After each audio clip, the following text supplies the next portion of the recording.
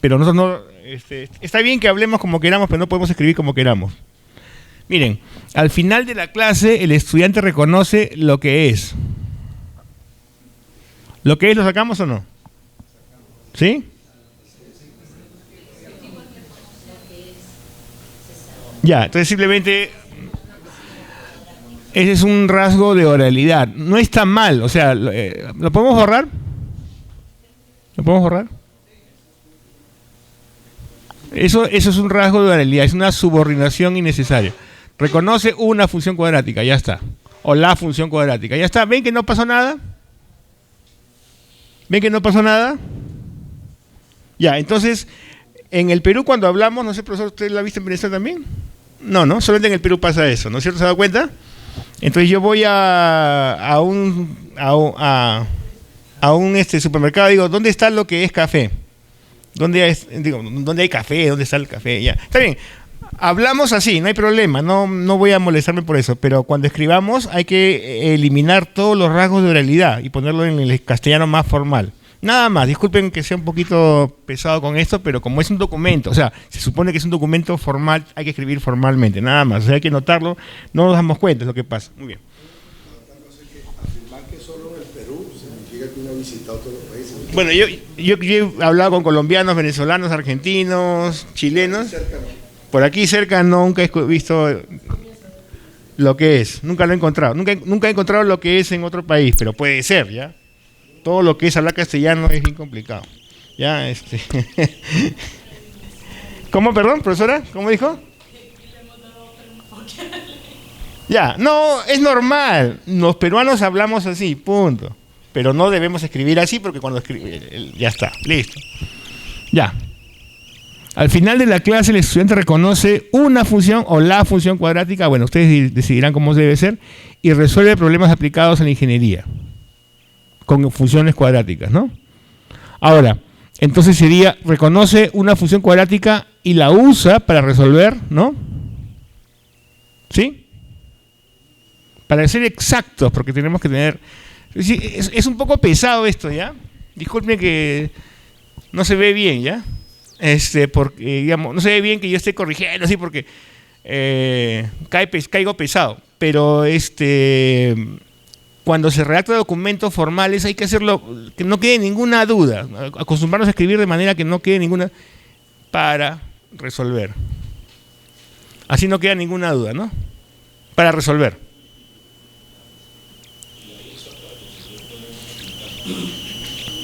Ya, ahí está. Problemas de ingeniería, ¿no? En fin, aplicados en la ingeniería, problemas de ingeniería, en fin, ya. Mientras menos palabras, mejor, pero bueno, también podrían pasar, podríamos aceptarlo. Ya, muy bien, sigamos. Entonces, a ver, continúe, profesor, exponiendo. A ver. Bueno, la motivación, ¿de qué se trata? ¿Tiene su micrófono? Ah, perdón. No, acá, pide el micrófono. No, ese no funciona. Este.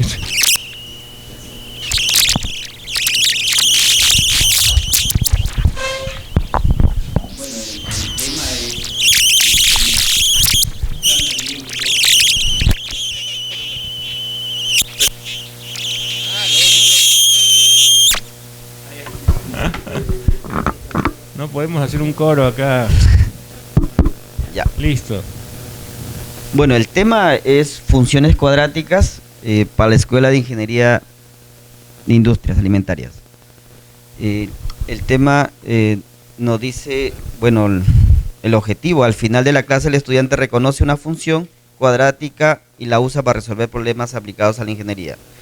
La motivación me dice, ¿cómo influye la densidad o distancia de plantación y la población de plantas para obtener la mayor productividad de frutos? Ya, creo entender. A ver, ahora les toca a ustedes hacer comentarios, críticas, lapidarias.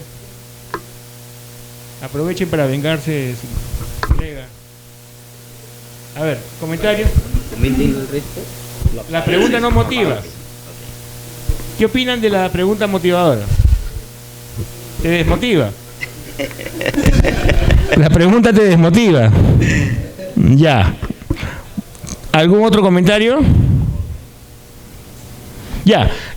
Yo creo entender el sentido de la pregunta, ¿no? Porque estás hablando de, a ver si no entendí mal, o sea, estás hablando de un espacio, por tanto que tiene que ser medido cuadráticamente, ¿no es cierto? Sí. Porque es ¿no? O sea, es aplicado pues a la agrimensura, ¿no? Uno tiene que saber de geometría para poder hacer agrimensura, supongo, ¿no?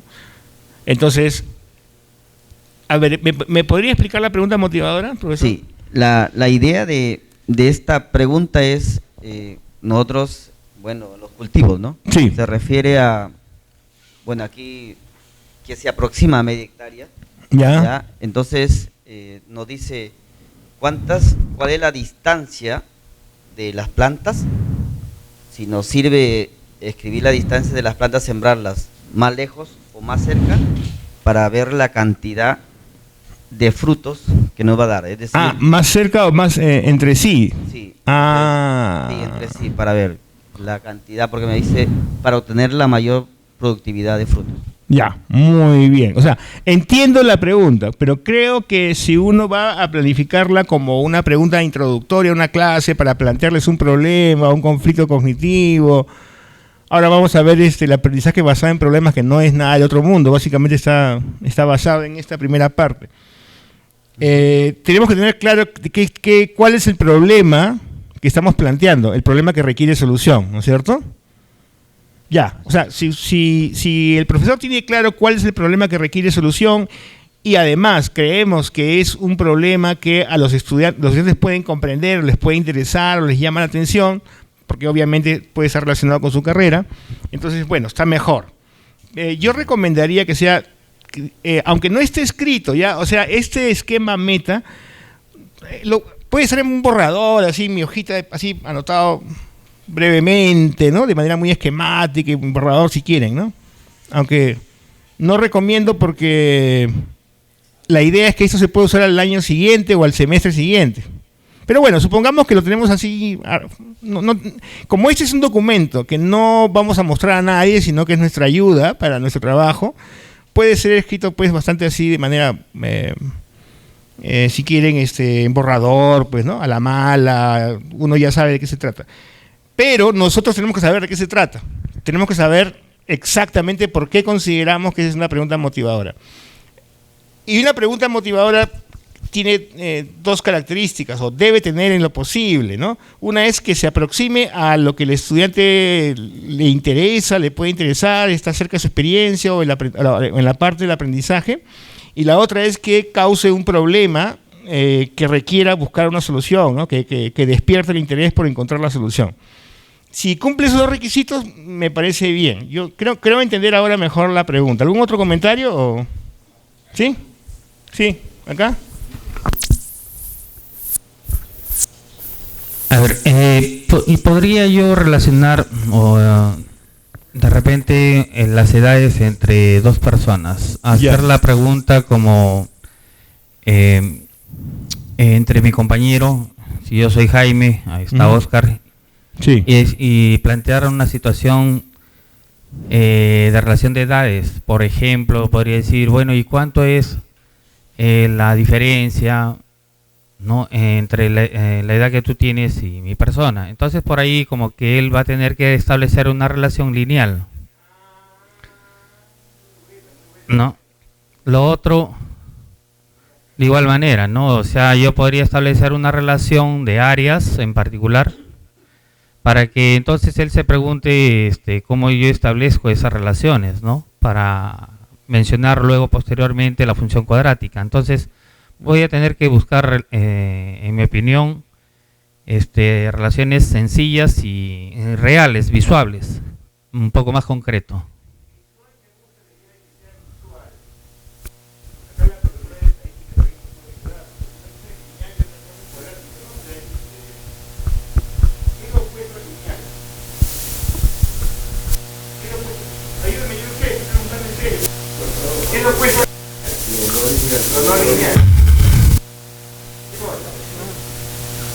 Puede ser exponencial. Ya. A ver.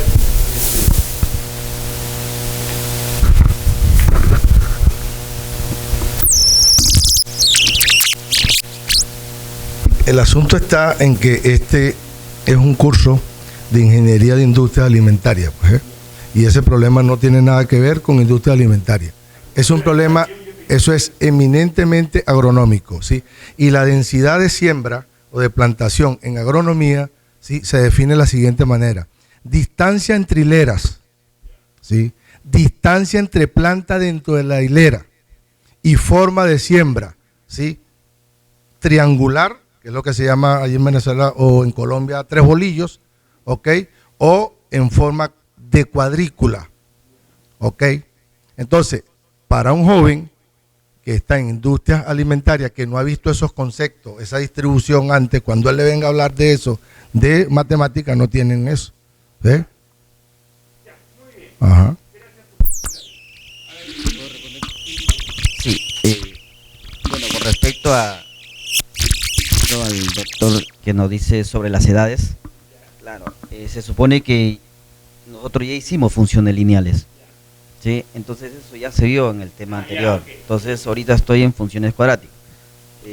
Ahora, de edades yo creo que también, entonces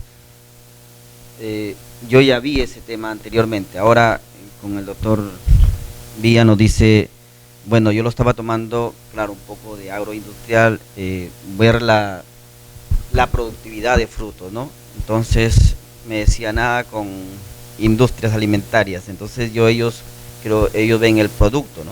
Entonces más o menos también yo creo que están viendo lo que es en la chacra, cuánto va a producir esa cantidad de plantas, ¿no? A eso iba.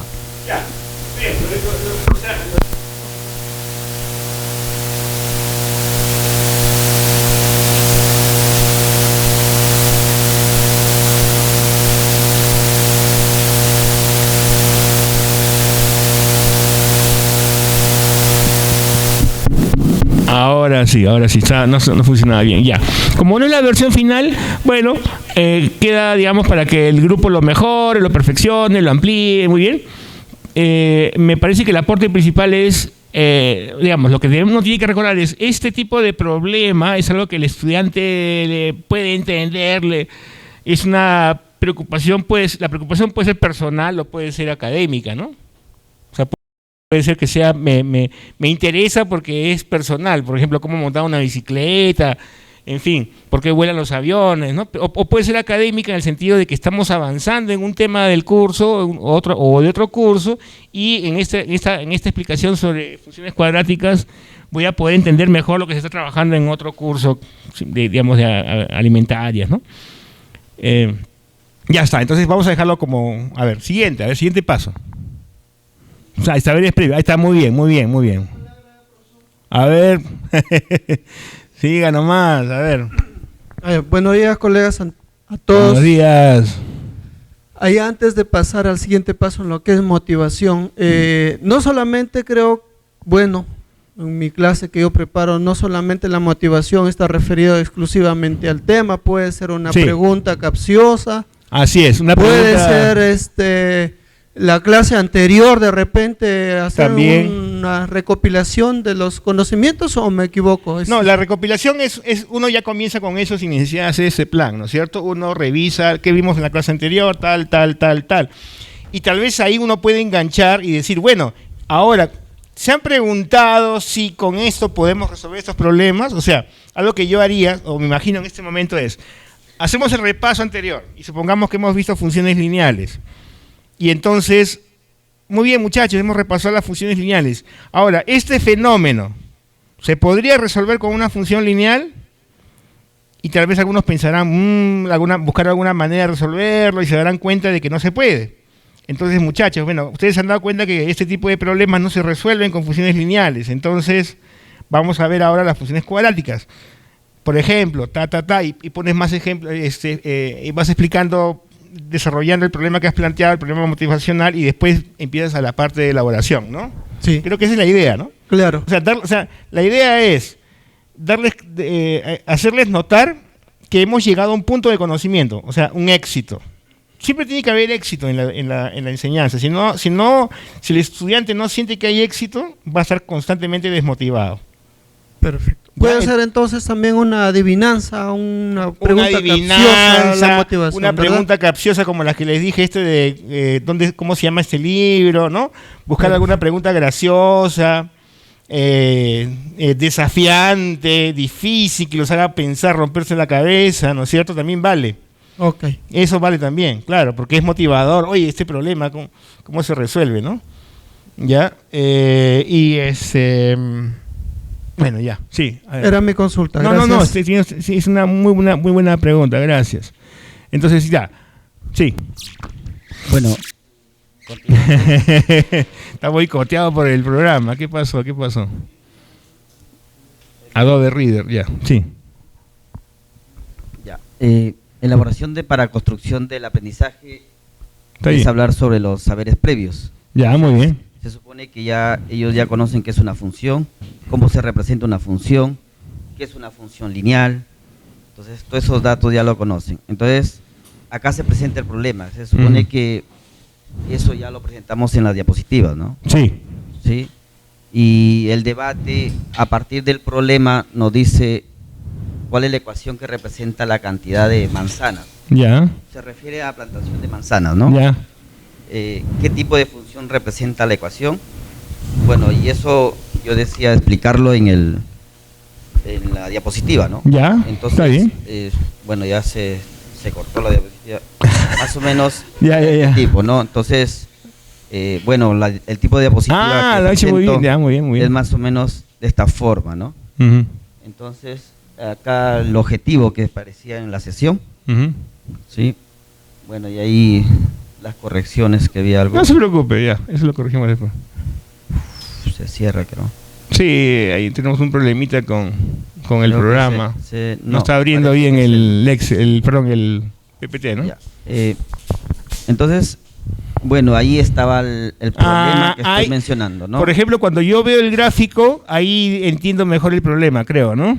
Todos entendemos un poquito mejor el problema y claro, ya entiendo mejor. Ya, sigamos. Entonces, ahí mostraba yo el problema. Disculpe que no se puede ver. no Lo se puede ver. ha hecho Sí. en PDF, no lo ha hecho en Sí, es el el PPT. Bueno, ya no importa. es un programa que... Ya, está bien. de no se transforma preocupe. PDF. Sí, tiene Bueno. sus fallitas. Y a partir de ahí, bueno, ya les decía, a partir del problema, decía cuál es la ecuación que representa la cantidad de manzanas. Es decir, según el problema que estaba dando en la diapositiva, ahí me va a generar una... Perdón. Ujú, ya. Aquí me genera, por ejemplo, estoy dando n número, dice el número de manzanas. Póngalo por delante, se puede por delante, ¿no? Ya, bueno. No lo cierre. Ok. Póngalo por delante, no lo cierre. Ahí está. Eso. Ahí está. Buena idea. Qué buena idea. Listo. Y ese aprendizaje por problemas, ¿no? Ya. Yo decía, el número de manzanas producidas por cada árbol en una huerta de manzanos depende de la densidad. Yo les decía de la distancia con que estén plantados los árboles. Si n árboles se plantan en un acre, que ya hablaba sobre, es aproximadamente media hectárea, que es 5.000 metros, 4.000, y es un acre de dimensión de terreno, entonces cada árbol produce 900 menos 9 n manzanas. Entonces la pregunta es, bueno, ahí error de tipeo, ¿cuántos árboles deben plantarse por acre para obtener la máxima producción de manzanas? Ya, muy bien. Entonces, cuando yo pregunto acá, ¿cuál es la ecuación que representa la cantidad de manzanas? Solamente es que ellos se den cuenta la multiplicación, el número de árboles por el número o por la cantidad de manzanas que da cada planta, ¿no? Entonces, al multiplicar eso, me va a generar una ecuación cuadrática. Ya, claro. ¿Sí?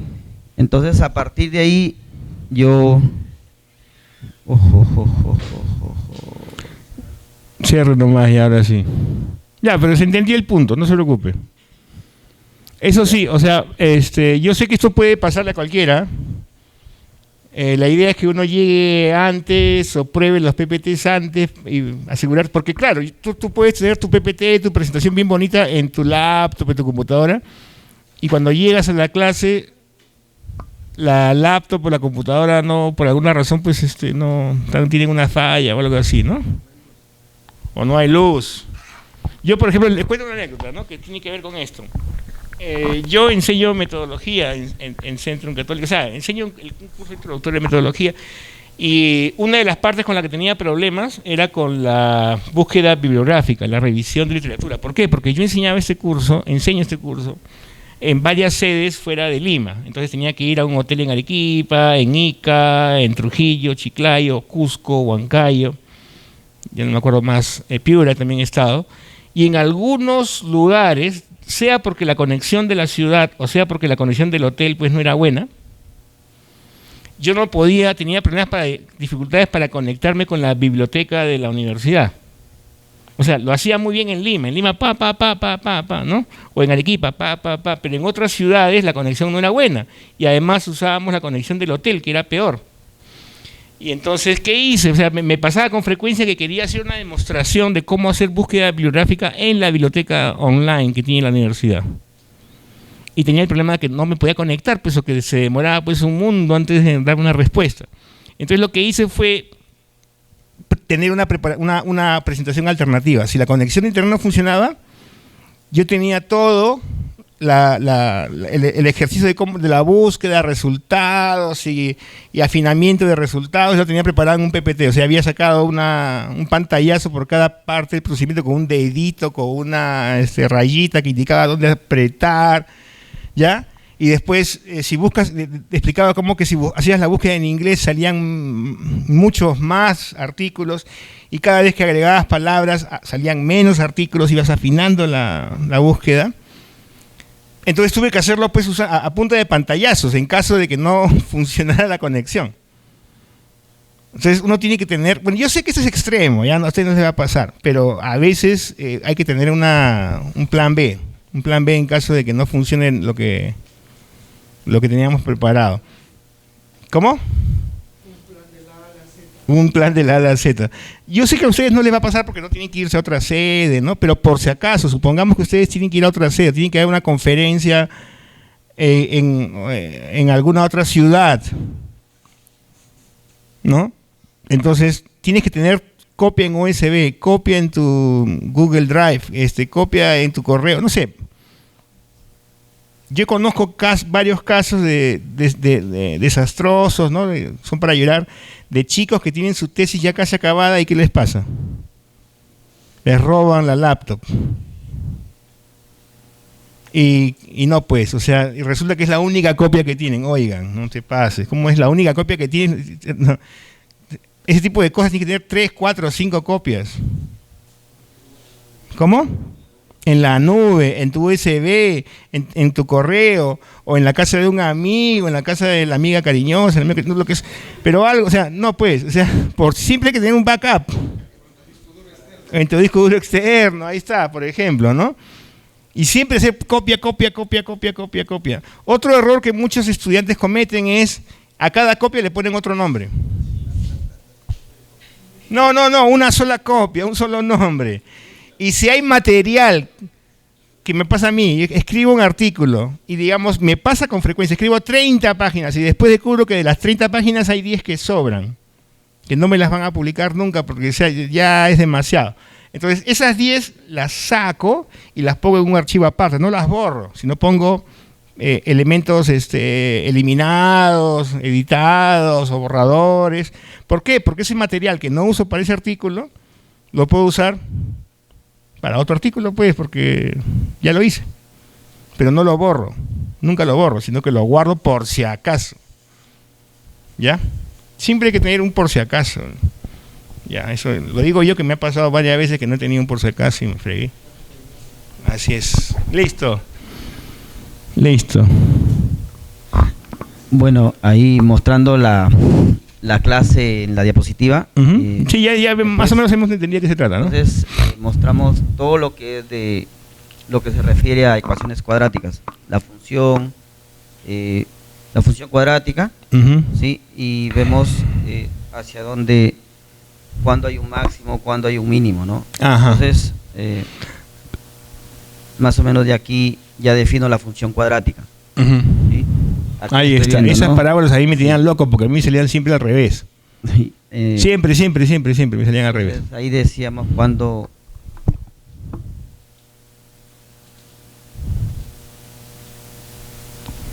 es su máximo y cuándo es su mínimo, ¿no? Ujú. Entonces, escribirla la ecuación cuadrática de la forma x cuadrado más bx más c se puede escribir de esa forma donde el h y el k era el vértice, ¿no? Entonces, para nuestro problema, esto era la cantidad de plantas y eso era la cantidad de fruto que daba cada. Entonces, Ah. nosotros queríamos encontrar el máximo, ¿no? Que era el valor de K. Y eso, Muy bien. a partir de ahí se desarrollaba el problema, ¿no? Finalmente sé para qué sirve eso. Después de 40 años me entero para qué sirve.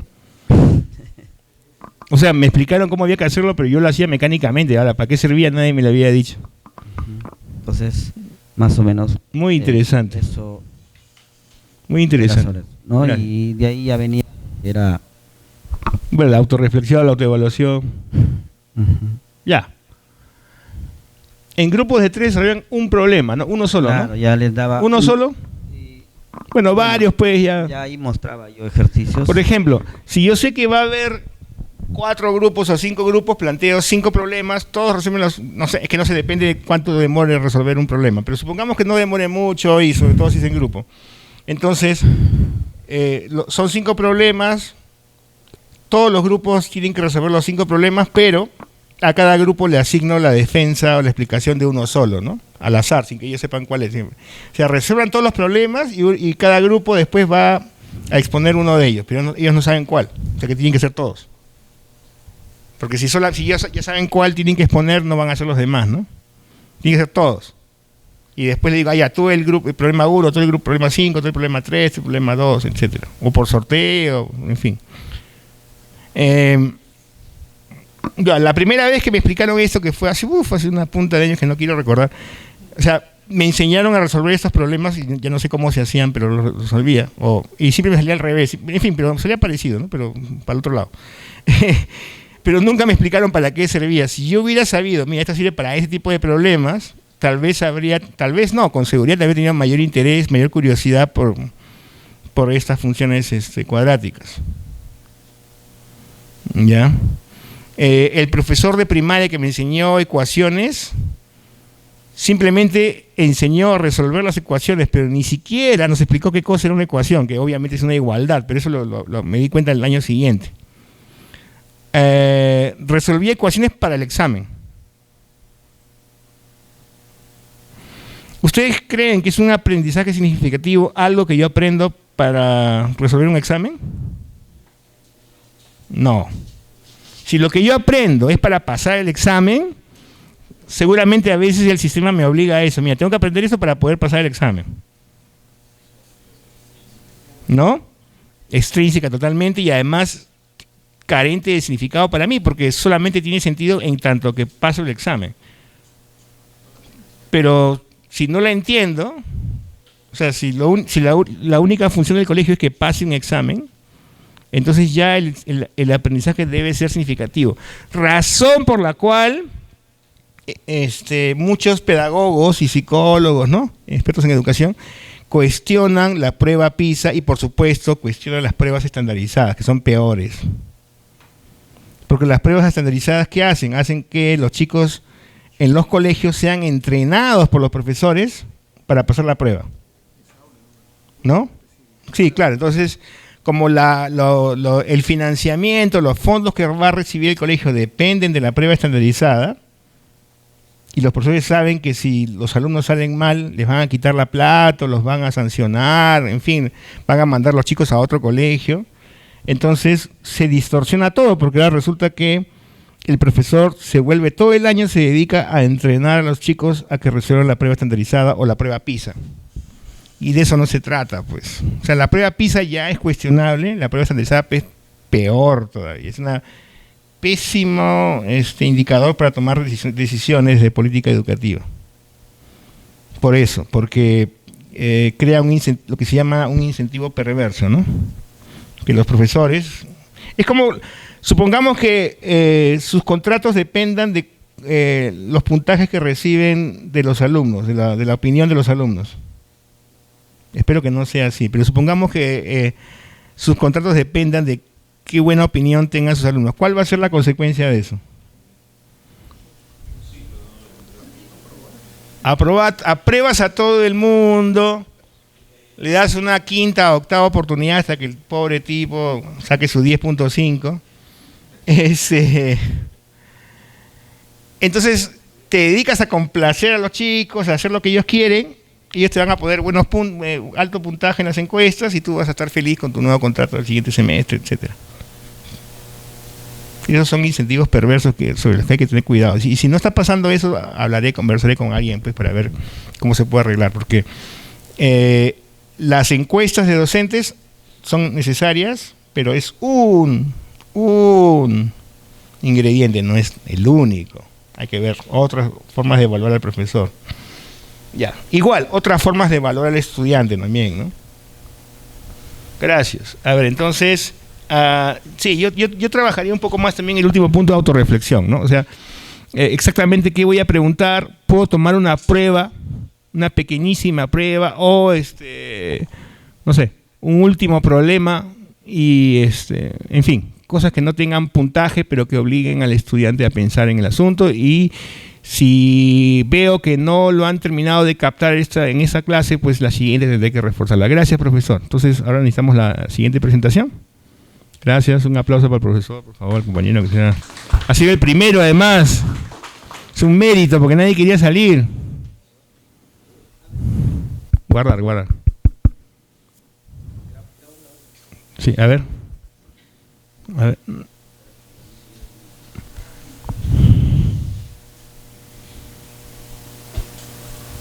Las funciones cuadráticas, me había olvidado de esa cuestión.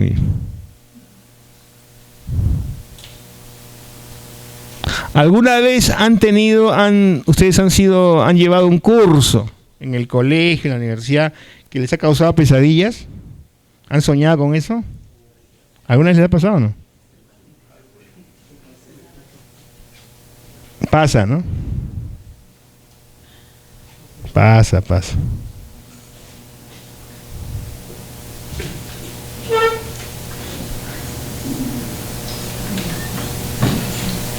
Un profesor mío me contó que cuando estaba doctorándose, ya le faltaba poco para doctorarse, soñaba que iba a la defensa de su tesis doctoral y se descubría que no había aprobado el curso de educación física en quinto de media, secundaria.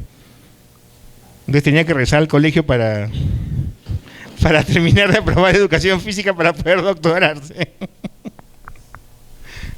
A ver. Oye, ¿cómo es eso que las mujeres generan más residuos que los hombres? ¿Qué es eso? O sea, por todos los corazones rotos que dejan tirados, ¿cómo es? ¿Es verdad eso? Sólidos no, sólidos. Pero bueno, ya.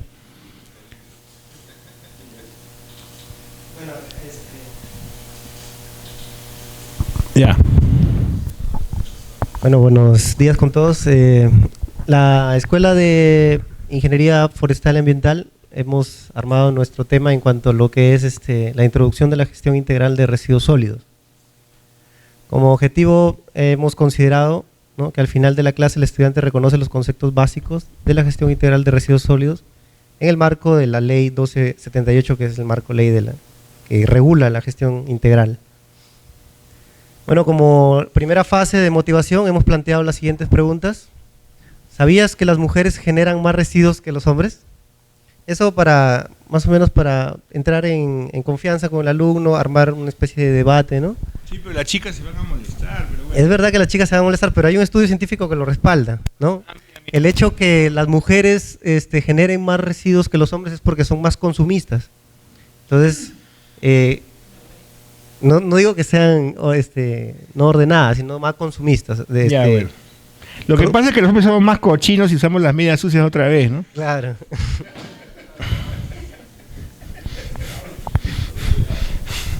No nos bañamos ya. La camisa cochina te la vuelves a poner. La toalla para todo el mes, ¿no? Está pensando. Básicamente la pregunta va orientada a los hábitos de consumo, ¿no? Ya, bueno. Es los cuales se generan los residuos. No, igual, me parece una curiosidad interesante, o sea, es interesante. O sea, no sabía, de verdad que no lo había puesto a pensar, pero tiene sentido, ¿no? Ya.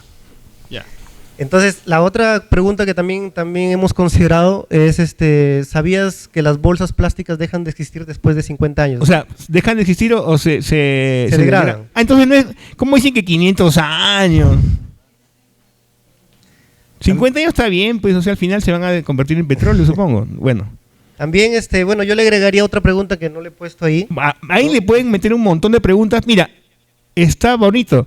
No solamente podríamos poner más preguntas, sino que yo les abriría, a ver, ustedes qué saben sobre residuos, ¿no? O sea, ¿qué creen ustedes? ¿Cuántos residuos cazan ustedes? A ver, fulano, tú, ¿no? ¿Te has puesto a pensar cuántas bolsas tiras al día? En fin, Eso lo hemos considerado en la otra parte también, ya, en la muy parte bien. de elaboración para la construcción de la Muy bien.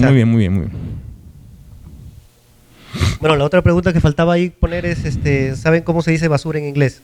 A manera de motivar la investigación en otro idioma para que ellos puedan ver los estudios que hay en otros países, ¿no? Bueno, garbage, en fin.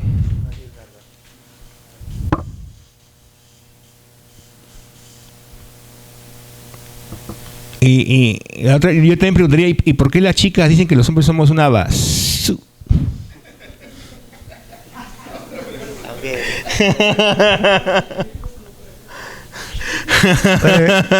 Falta la siguiente fase de elaboración para la construcción del aprendizaje.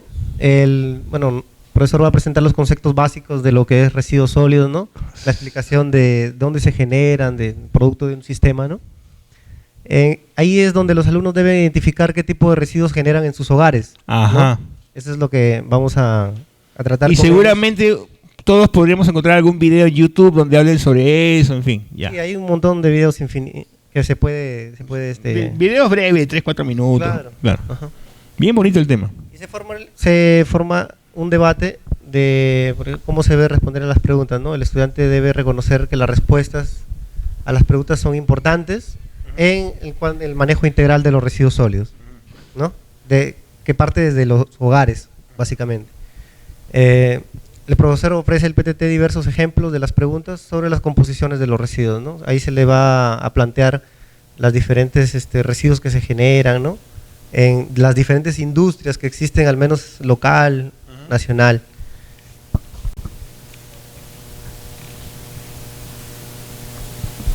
Para la fase de transferencia, creíamos conveniente que formamos grupos de 3 estudiantes, ¿no? Y elaboran ejemplos donde se identifique el proceso de residuos generados en las labores domésticas e industriales que ellos conozcan.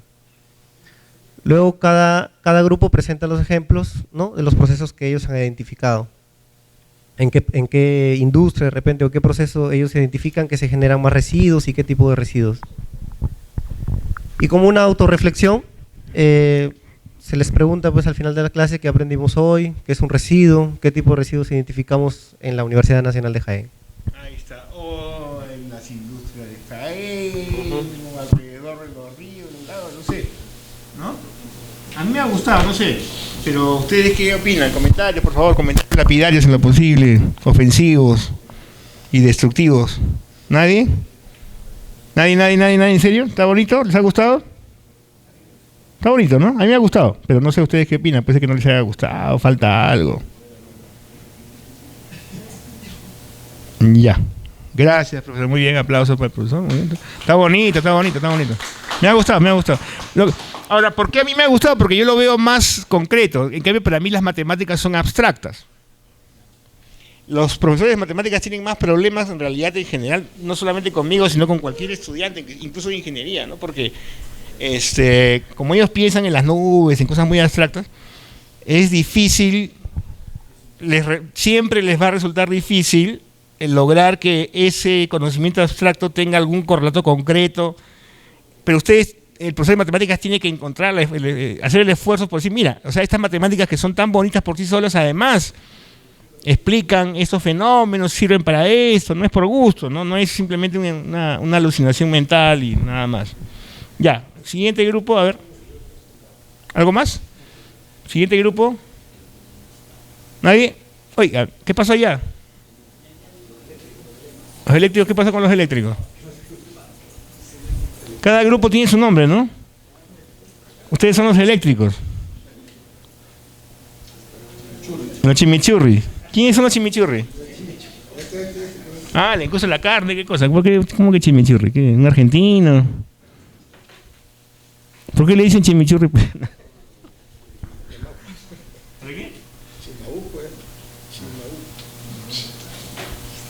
Más fácil decir chimichurri que Chimaú. Ah, ya. Yo pensaba que era argentino, no sé, que le gustaba la carne con chimichurri, qué rico que es.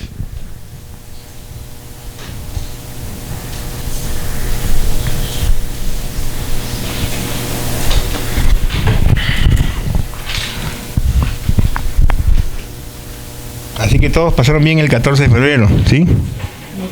No todos.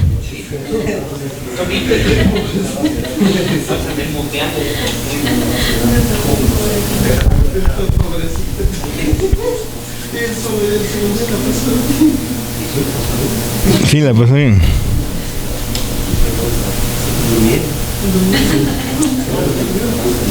Y también la pasé durmiendo porque estaba cansado.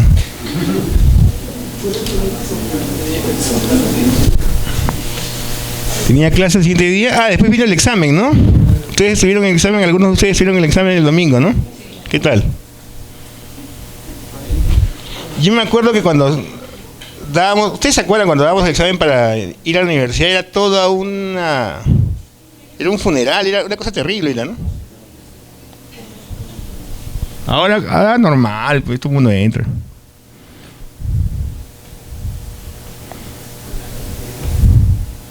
¿Todavía se le corta el pelo a los chicos que entran a la universidad o no? ¿Sí? ¿Todavía se le corta el pelo a los cachimbos?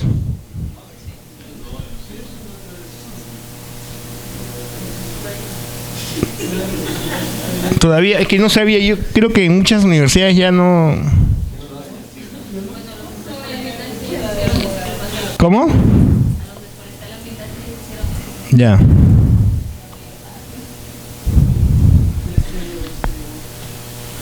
¿Qué pasó? No entra... No abre el programa, ¿no? Lo han malogrado. ¿Qué pasó? ¿Qué pasó? No abre el Word tampoco, ¿no? ¿Botón derecho tampoco? Ahí está, botón derecho. Ahí está.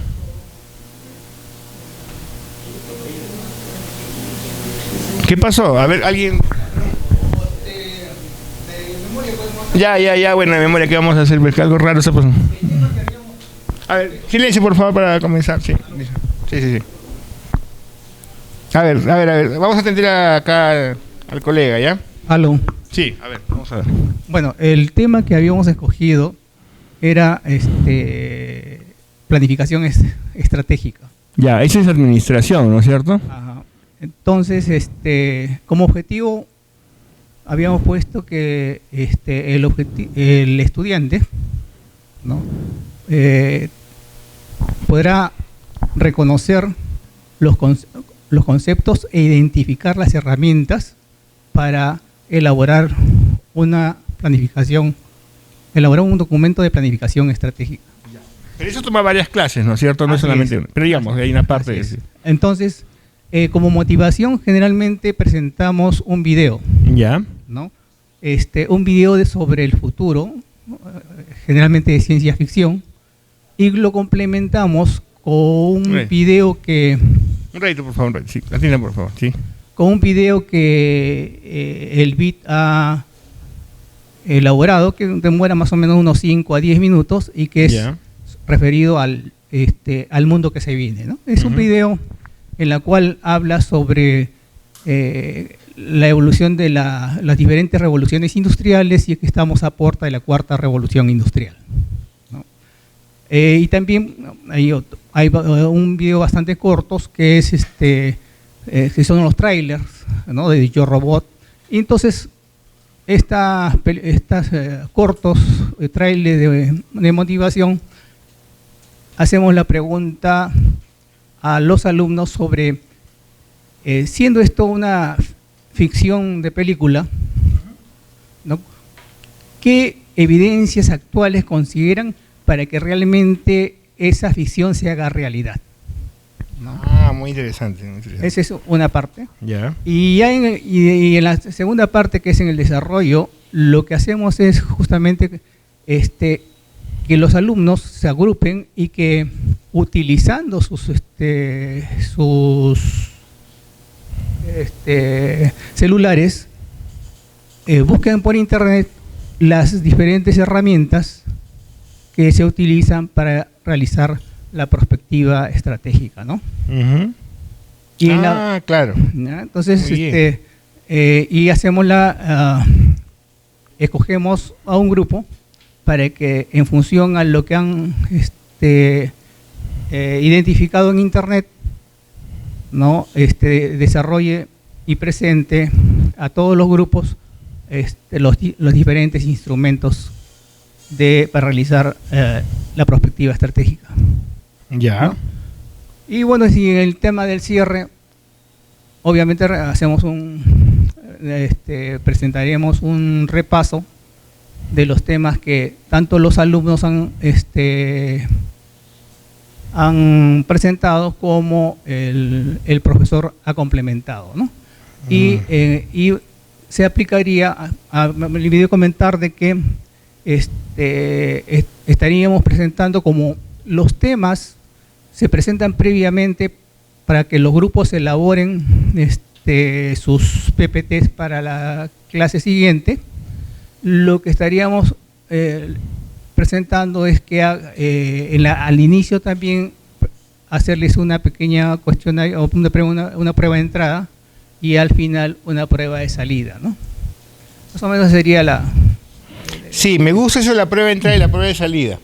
Sí. Porque eso ayuda a que el estudiante perciba cuánto sabía antes y cuánto sabe ahora, ¿no es cierto?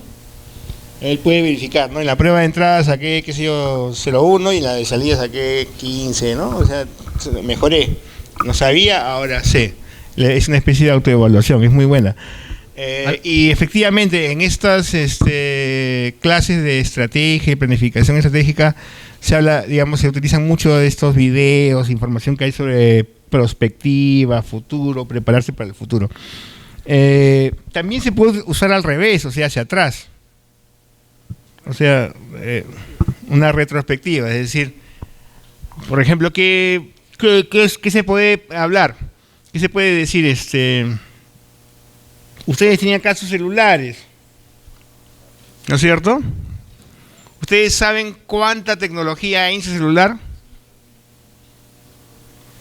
¿De dónde salió esa tecnología?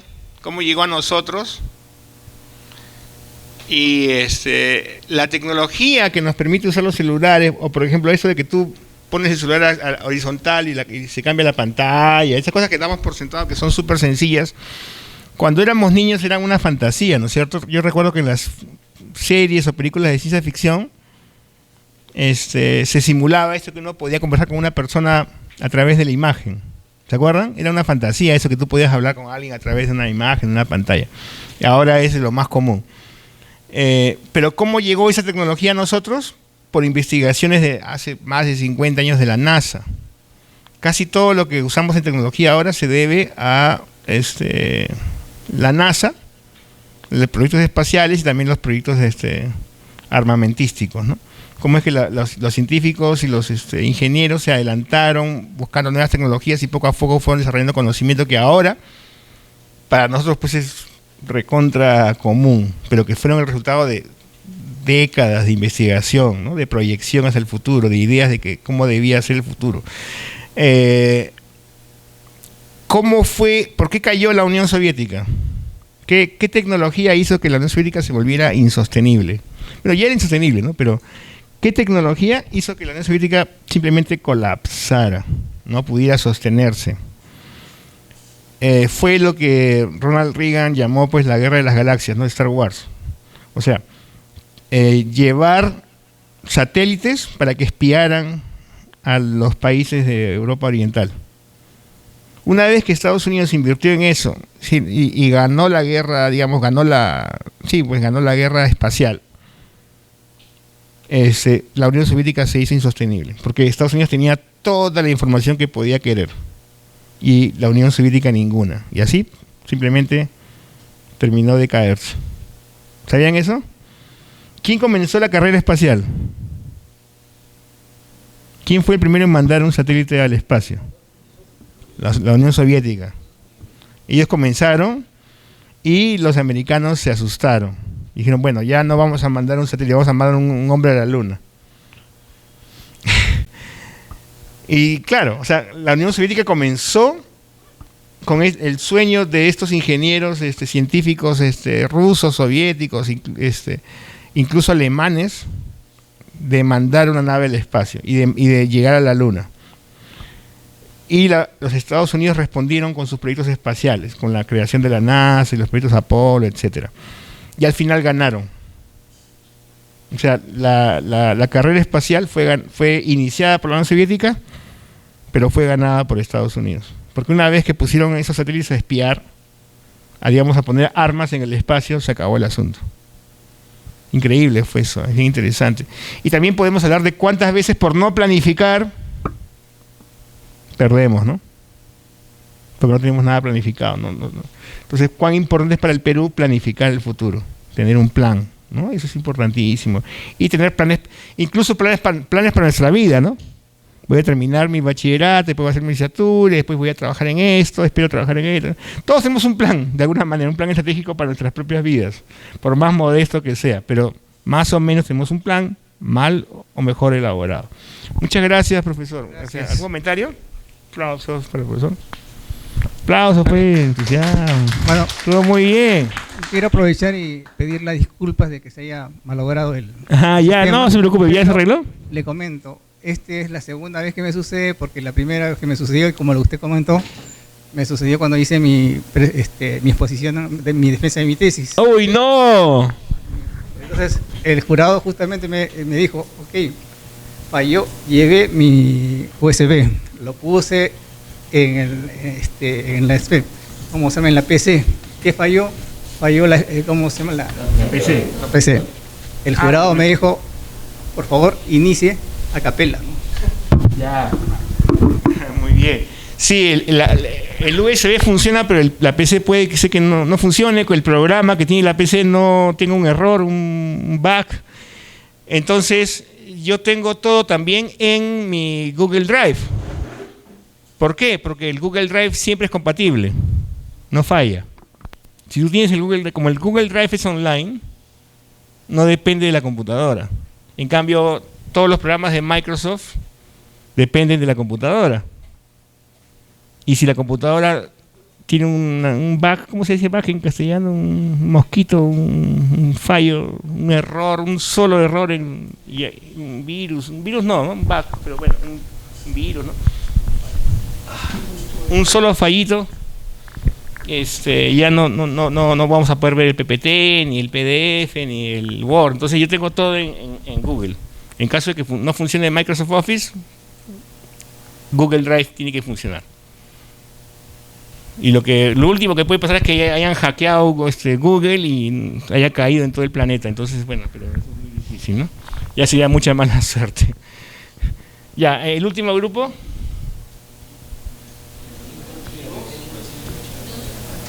Perdón, 2 grupos más. Son 5 ya. Perdón, profesora, disculpe que estoy emitiendo. Me olvidé que eran 5. Me duele la espalda.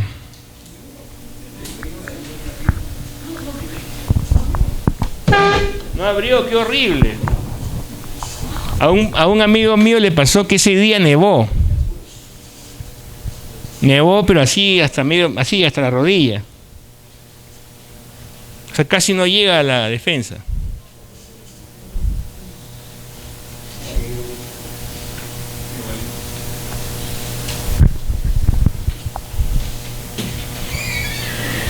Cuando enseñaba en una hace tiempo, cuando preparaba, las únicas veces que hace muchos años ayudé a unos chicos a prepararse para el examen de ingreso, les dije, vayan en taxi, ¿no? Eran chicos de, digamos, de más o menos condición modesta.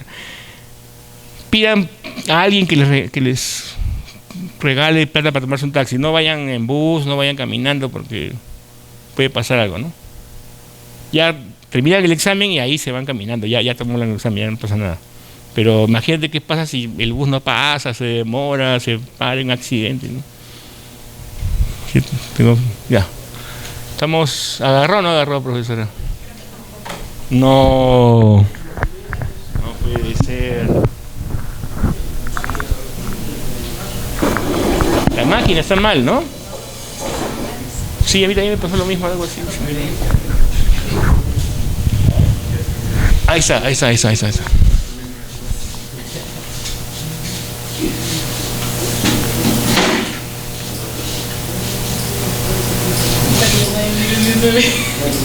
¿Qué pasó? Ya. Está desapareciendo, ¿no? Se está comiendo el todo.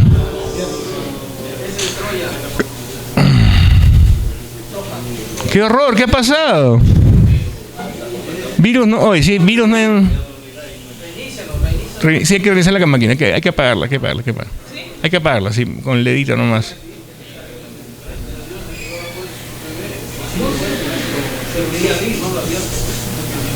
Con el botón nomás, porque sí, hasta que la... Ya. A ver ahí.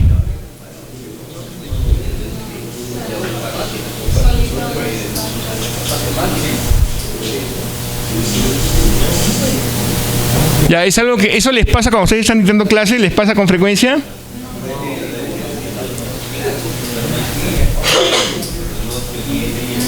¿Qué pasó? Apaguen nomás. Pero con el botón, no con eso, porque el botoncito, ahí está. Bueno, ¿puede comenzar explicándonos qué cosa? A ver, por favor, vamos a atender a la profesora, a la colega, y les vamos a hacer críticas después, ¿ya? Wow.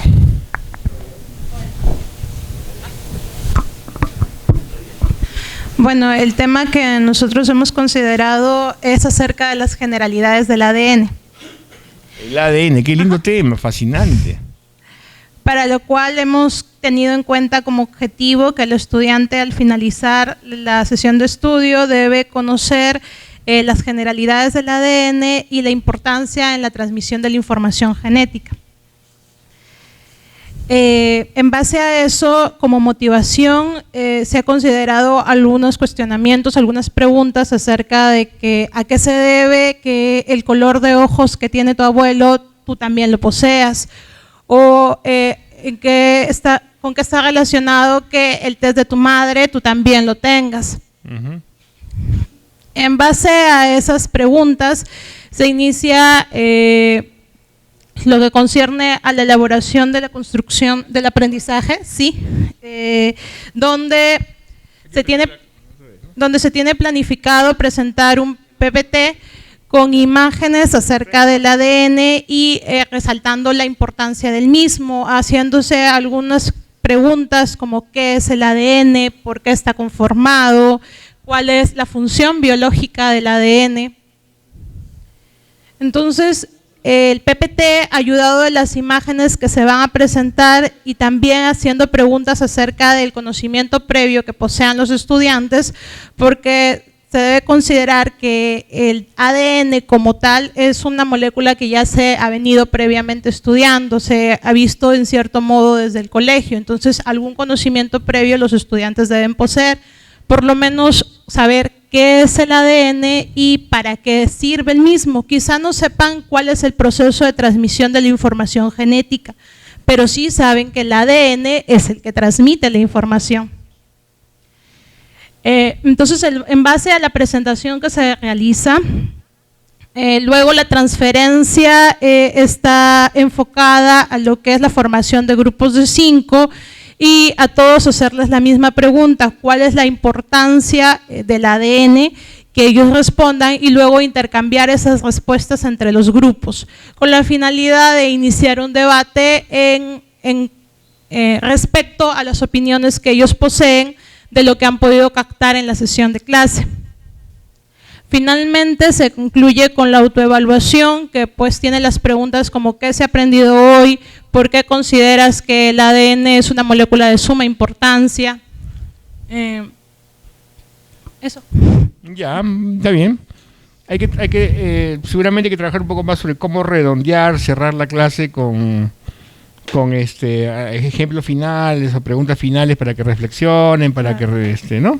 Eso trabajar un poquito más.